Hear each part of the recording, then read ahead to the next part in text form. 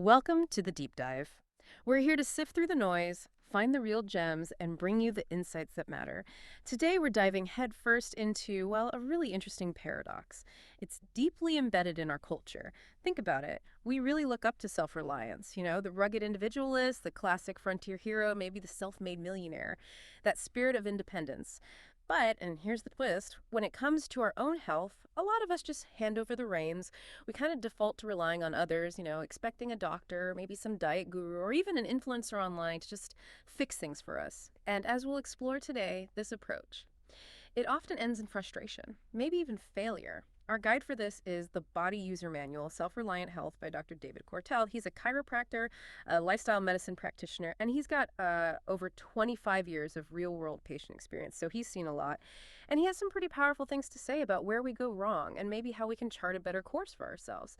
So our mission today is basically this: unpack what Dr. Quartell really means by self-reliant healthcare. Like, what does that actually look like day to day? And how can you, listening right now, move past just vaguely hoping for better health and actually, achieve real well-being by taking charge? Okay, let's get into it. So we mentioned this cultural admiration for self-reliance. It's everywhere, right? The lone cowboy, the entrepreneur burning the midnight oil. We love those stories of forging your own path. But Dr. Quartell points out this really curious disconnect. Why does that independent spirit seem to, well, vanish when we think about our health? Why do we suddenly become so passive when it comes to our own bodies and minds? It's strange, isn't it? It really is. And what's fascinating here is how Dr. Quartell observes this contrast so sharply. He argues that, yeah, despite valuing self-reliance culturally, in healthcare, we often just delegate completely. We sort of expect our doctors to have all the answers, not just about symptoms, but about our whole health picture. Or we might, jump on a celebrity diet trend or try supplements someone mentioned on a podcast. Hopefully not all your decisions come from us. Or maybe just follow a friend's advice without really checking if it fits our specific situation. And after seeing this play out for nearly 30 years, his conclusion is pretty blunt. This reactive, dependent way of doing things is all too often met with failure. It just doesn't work long term. Right. And he actually pinpoints a core reason why it fails based on thousands of patients. He says people make poor health choices or sometimes just don't make any choices because they don't have any clearly defined goals. Like, patients might come in and say, I just want better health. We've probably all felt that way. But he points out that phrase, well, it has very little value or meaning. It's too vague. How do you even measure better? How do you aim for something you can't define? Exactly. It's like saying you want nicer weather. Sounds good, but what do you do with that? And Dr. Quartell found that if you dig a bit deeper past that general wish, what people really mean underneath is, well, something much bigger. They're actually looking for a body and a mind that has optimal social, physical, and mental well-being, and not merely absence of disease or symptoms. And that distinction, that's absolutely crucial. It changes the whole game. Okay, yeah, that's a huge shift. Not just not sick, but actively thriving. Precisely. It's about vitality, flourishing across the board. So here's where it gets really interesting, I think. Dr. Quartell directly challenges how we usually judge our health. Most of us, and maybe even parts of the healthcare system, we tend to look at symptoms or diagnoses. If nothing hurts, if the lab tests are normal, if the checkup is clear, we think, okay, I'm good, I'm healthy, right? But Dr. Quartell forces us to ask, is that reactive approach, just focusing on not being sick, actually limiting us? Are we missing the chance for real lasting well-being by just waiting for problems? Oh, he absolutely nails that point. He stresses that if we're only focused on, as he puts it, the smoke and fire from a disease state. Which are often the symptoms, yeah. Exactly. If that's our focus, it makes it nearly impossible to improve health care of an individual in a deep, fundamental way. It's always reacting, always waiting for the alarm to go off. And he uses that fantastic analogy, comparing it to waiting for a fire to break out to then install a sprinkler. Right, too late then. By then, the damage is underway. So it really pushes us to ask, okay, how do we shift? How do we get ahead of the curve? How do we actually build health instead of just reacting when it fails? Which brings us perfectly to his analogy for proactive health building. It's really practical. He says, think about making a building safe and healthy. You don't just wait for a fire. No, you build in prevention. You use fire retardant materials. You install smoke alarms, CO detectors, sprinklers, fire extinguishers, clear exits. You do all that before there's even a hint of smoke. That's how you create a resilient structure. And applying that same logic to our bodies, wow, it really changes your perspective, doesn't it? Dr. Quartell insists we can't just wait for a lab test to scream diabetes or heart disease or, something worse. That's waiting for the fire. Exactly. The real goal, he says, is to proactively make the body healthier and stronger. It's about building up our internal resilience, our mental strength, fortifying our systems before challenges arise, creating an environment inside us where disease finds it hard to even get started. Okay, so if we embrace that proactive approach, moving beyond symptom chasing, Dr. Quartell says the very first step, the non-negotiable one, it's to identify what is the goal and identify the pathway to get there. It loops right back to that problem of better health being too fuzzy. We need specifics. What does optimal well-being actually look like, feel like for you? What tangible things are you aiming for? Yeah, and this is where his years of working with patients really shine through. He shares these observations, particularly about seniors. He sees a clear pattern. The folks who are really physically thriving into their 80s, still active, vibrant, enjoying life, they almost always have a history of taking better care of themselves consistently, proactively over the years. They built those sprinklers early on. You could say that, yeah.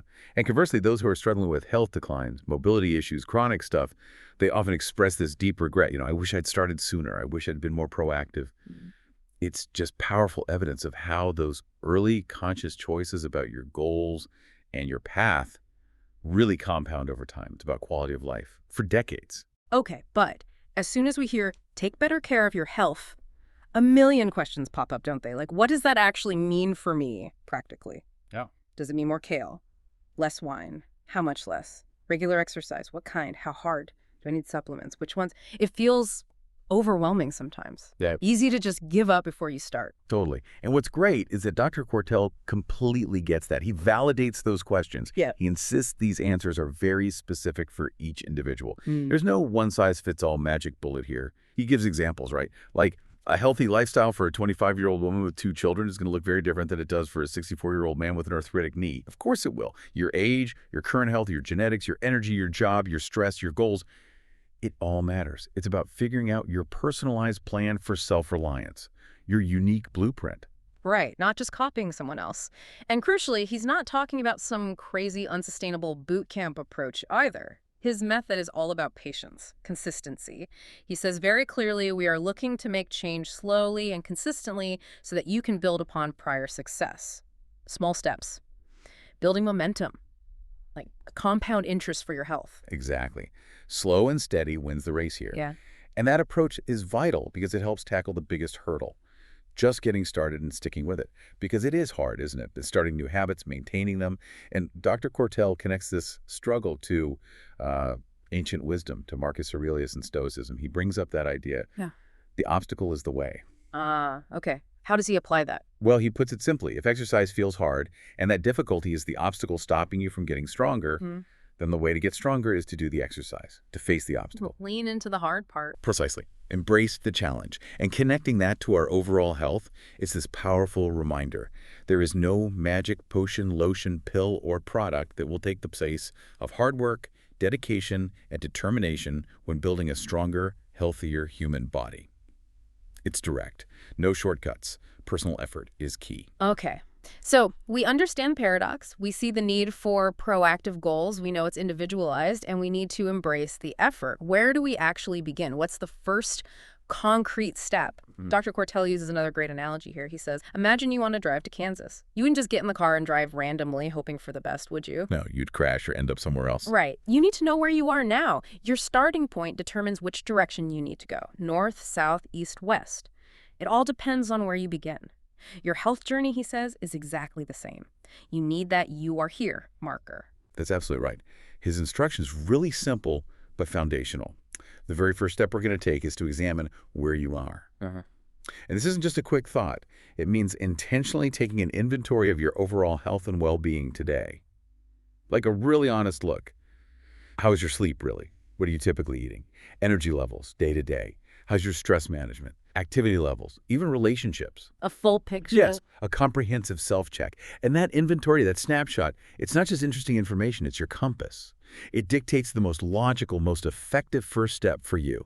And make sure your effort is targeted and meaningful from day one. So what does this all mean for you listening? That inventory. It's not just busy work, it's really the first act of genuine self-reliance on this health journey. It's where you take the wheel, you define your starting point clearly, honestly, so you can then intelligently map out your unique path toward that optimal well-being Dr. Quartell talks about. It takes a bit of courage to look that closely, maybe, but it's the only way to start effectively.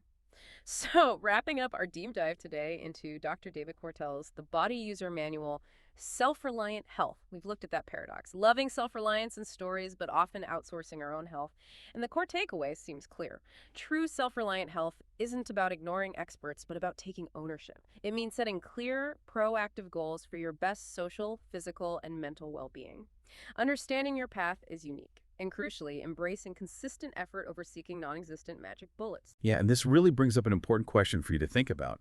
What is your personal definition, your vision for optimal social, physical, and mental well-being? Try to actually picture it, articulate it, and then really consider, how does that vision stack up against just not having symptoms or not having a diagnosis? Seeing that difference, feeling that difference, it can really shift your perspective. Absolutely. And building right on that, here's a final thought to take with you. If you were to genuinely follow Dr. Quartell's advice right now and conduct a truly honest, maybe even uncomfortable inventory of your overall health and well-being today, no glossing over things, just the facts. Sleep, food, movement, stress, mood. What would that inventory reveal? And more importantly, looking at that clear picture, what single first step would it undeniably point you towards taking?